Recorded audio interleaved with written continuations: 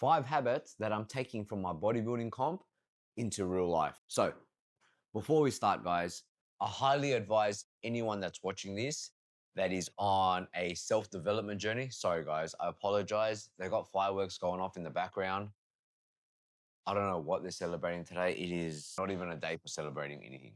Anyone who is on a self development journey and wants to push themselves to limits, who wants to acquire skills to better their life, I highly advise you do a bodybuilding comp. And if you feel like you aren't ready or you don't even like bodybuilding or any of that, I don't even like bodybuilding. But if you look at the amateur bodybuilding, yeah, some of the skinniest guys are on that, but they're shredded. That could be you. If you think that you're not big enough for a bodybuilding show, you've got to watch the amateurs. Anyone is capable of doing it. But the reason why I'm advising you to do it if you're on that self-development journey is I'll give you 5 reasons. 5 main things that I'm continuously doing today to better my life and I'm taking into my fight camp as well. So let's break it down because not only did bodybuilding teach me how to suffer, but it also taught me how to live better. All right, the first one is time management. Time management and time blocking. Key aspect because throughout my bodybuilding comp, I didn't realize that I had to devote so much time to bodybuilding. So you guys don't realize this, yeah? So not only do you have to live a normal life, juggle a relationship, work maybe 8 hours a day, and then on top of that, you still got to bodybuild. Bodybuilding isn't just lifting weights and not eating. It's actually a lot more than that because one, if you don't prep your nutrition properly, not only will you not maximize the fat loss, but you also won't maximize the amount of muscle that you keep. So taking time out to meal prep and then also taking the right time out throughout your day to eat those meals, that's time consumption. And then you also got to calculate the hour that you train or lift weights. Now, you also got to calculate the cardio that you do, the steps, all of that too. That's already what? Hour. So depending on how deep you are into your cut, maybe an hour, 2 hours, 3 hours even. So they're there with the meal prepping, that's already, so let's say in a day, you sit down to eat 3 to 4 times, maybe even 5, and also meal prepping the night before. Let's just say at least that takes an hour out of your day. And then you've got weights, another hour, that's 2 hours. And then you've got your stairs, which is another 2 to 3 hours. Let's say minimum 2, so that's 4 hours altogether. Now you got your poses to practice and your posing routine. If you're doing classic, that's another half an hour at least. Now that's 1, 2, 4.5 hours out of your day already. That's not to also include your recovery. If you're doing things for recovery, if you got injuries, tightness, stretching, sauna.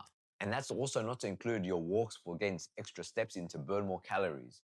Now, you also have to calculate recovery because you're trying to also work, make a living, pay the bills, and then doing all of that and also trying to get you 8 hours of sleep. So let's say you work 8 hours, then you sleep another 8 hours. That's 16 hours already.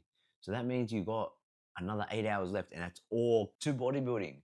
That's not even including if you travel for work, because then it takes more time out of your day, and then you're just squeezing out every little second. And also, now I understand why successful bodybuilders become successful at other areas in their life afterwards because their ability to time manage really well. So throughout my bodybuilding comp, I calculated almost every minute of my day. If it took me 15 minutes to drive from the boxing gym, I made sure I calculated that. If it was going to take me 5 minutes to work, I would calculate that. I made sure that every minute in my day was time blocked and accounted for. If it wasn't in my calendar, I'm not doing it. And you learn to be really selfish with your time. And you also learn that when you are competing against other people on stage, you've got the same 24 hours as them. How did you use it compared to them? And usually the guy who takes it home probably utilizes his 24 hours better than you. You might find a guy up there on the stage, doesn't have a great coach, but he just utilizes time better. Sometimes that's all it takes. So at the end of the day, it doesn't matter what you know or who's on your side and all that. It's how you utilized your 24 hours. And the guys that all beat me on stage, they just utilized their 24 hours better than me. they got more shredded, they ate better, probably got more steps in, maybe better sleep. At the end of the day, what you put into your 24 hours is going to show on stage. So you understand how much better you get at time management. So that's number one. Number two, calorie tracking. Calorie tracking is something that I still do to this very day. It is a must now because I treat it like numbers. So when you go to see your accountant and you want to claim back as much as you can on tax, you need to give him numbers, invoices, uniforms, travel allowance, everything. The more numbers you give him, the more he can claim back for you. It's the same thing with your goals. The more numbers that you can provide, your weight every morning, the calories that you eat, consistently understanding numbers, how much protein, what are your macros, your carbs, your fats. If you are consistently looking at your numbers, you're going to be constantly making better choices every day. And on a macro level too. So right now, the only reason why I still track is because I care about how I look. Because when I look good, I feel good too. Since I got my abs back, I am adamant that I'm going to keep my abs for the rest of my life. Even when I go on a bulk, there's a certain body fat percentage that I'm not going to pass because I just don't like the way I look. And everyone's different. But if you are constantly tracking your numbers, it only takes 5 to maybe 30 minutes a day. Every time you eat, just track what you eat. And these days, you got AI meal tracking. If you're a busy person, you can take a photo and AI is going to guess it for you. It's better to have some numbers and put 2 minutes aside out of your day because the only person that's going to benefit is you. So you might as well do it. What are you going to do? Sit there and scroll and be entertained? How does that benefit you? You might as well use technology and track everything because the more numbers that you can have over your life, this is a business. Your body is a business. If you were a business owner, you would want the best numbers for your body to operate. So that is why number two, calorie tracking is so important. Three, daily sauna recovery.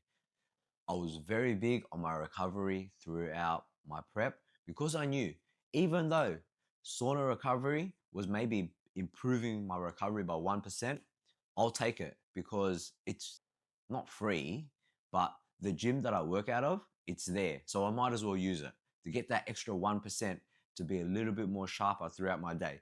If it was going to help me get blood flow to my brain, blood flow to my muscles to improve recovery, nutrition, protein synthesis, everything. If all I had to do was sit in the sauna, great, I'll do it. Because that 1% over time, it stacks up and it adds up. In terms of, since we're on the recovery, I made sure that I got to bed at least 7 hours. Now, obviously, sometimes with clients, staying up late, working with other clients, it was hard to get to bed because I still had to make a living. But every time I could squeeze in that extra couple of minutes just to get to sleep earlier, I will do it because I knew how important recovery was going to affect how I operated the following day. And that was the most important thing. I would say throughout this bodybuilding comp, I had improved how sharp I was mentally because of my recovery, because I focused on it, because I made sure that I got enough sleep so the next day I could operate. And this is just something that I can't give you accurate information on because this is just going off bro science and how I feel. I started hearing my conscious a lot more towards the end of my cut because I felt like my recovery got better and better. Throughout my day, I would hear myself, talk to myself, telling myself, don't eat this, don't eat that, go do that, stop doing this. And it was always to better myself. And I felt like that was because I stopped getting brain fog because I kept sleeping earlier and my recovery got better. And also I tracked my recovery with the Whoop. That also helped. So number three, recovery so you can operate better on the next day. Number four. So you know how number two was meal tracking. Number four is meal prepping. You could say they're the same. Yeah, not really. But number four, the reason why I say meal prepping is because meal prepping is a little bit different to calorie tracking. Whereas calorie tracking, you could eat on the go, buy ready-made meal preps, all of that crap, and you could still get results. But I felt like meal prepping, before I used to just get things on the go. But now I meal prep because I feel like with a prep, if you don't prepare, you're going to fail. And with calorie tracking, it leaves a lot of room for errors, mistakes, and rushing. You can get away with calorie tracking, but you're never going to have that strict structure. I feel like with meal prepping, it provides a structure. This is for breakfast, this is for lunch, this is for dinner, strict meals, that's it. And I felt like I had a lot more better results in my cut when I got stricter. This is the time I'm gonna eat, this is the meal I'm gonna eat. Whereas when you're just calorie tracking, you can eat, I don't know, whatever fits your macros that morning, whatever fits your macros at lunch, whatever fits your macros at dinner. And you will get results. But it's very hard because your body might react differently to different meals. And sometimes you're not always getting in the same macros. So that's why I think those two, yes, they do work, but one works more than the other, which is meal prepping. I do think that meal prepping is so much better, and it's something that I'm continually doing because routine is how you get to where you want to be. Strict routine. Now, if you're a busy person, that's fine. Get the same strict meal preps day in, day out. Get the meals that work for you and have it Monday to Saturday. Get what works for you because it's consistent. So I think meal prepping is very important. And that's not to say that if you're a busy guy and you can't meal prep, that you should try a meal prep. No, if you're a busy person, get the same thing. Order the same thing. Which leads me to the last one. Number 5, a ruthless routine. My routine was wake up at 4 a.m. every morning. And I think it's the best thing that I could do that I'm taking away from my bodybuilding comp, because routine is like everyone has a goal and a vision of what they want to get towards, but everyone knows the routine they should be following to get there, but they don't do it because, I don't know, other things get in the way, other things are important, whatever. But every time that I have found myself in a routine, whether I was in jail, in this bodybuilding comp, fight camp, routine, I always saw massive improvements of me getting closer towards my goal because it was routine. Like, wake up, do the same thing every single day. And if you're continuously chipping away, doing the same thing every day, getting 1% closer, you damn well bet that you are going to get real close to your goal by the due date.